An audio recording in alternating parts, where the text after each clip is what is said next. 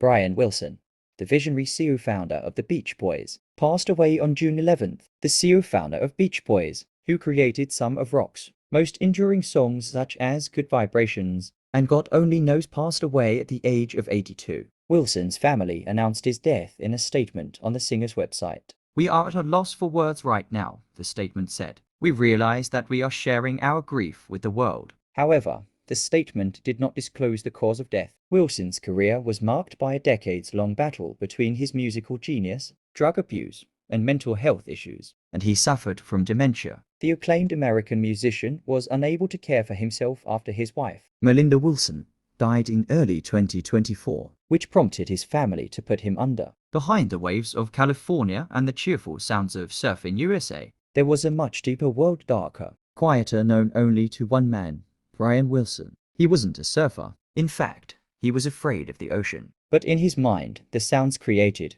another sea. Those sounds weren't just inspiration. Sometimes they were terror. Brian was born in 1942 in Hawthorne, California. As a child, he lost hearing in his right ear due to physical abuse. But that loss gave him something extraordinary, a focus on detail. He began to hear harmony not with both ears, but with his soul. He was not yet 22 when he wrote and produced songs that would change the face of American pop music.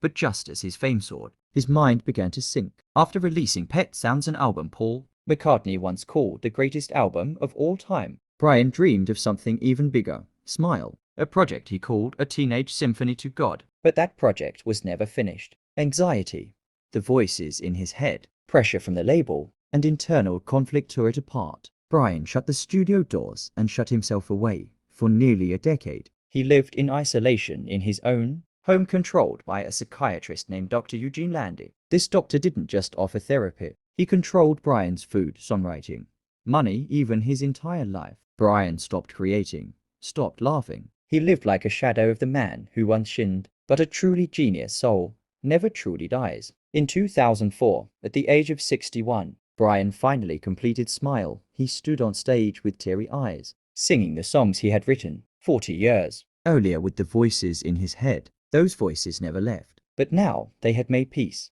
and the world heard once again the harmony that had long been lost. Brian Wilson may not have been a stage performer, but inside the studio, he created entire worlds, and within his fragile soul, he carried a symphony no one could ever replicate. This is the story of a true genius, one who fell, one who disappeared, one who returned, and one who will forever live in every note, every harmony,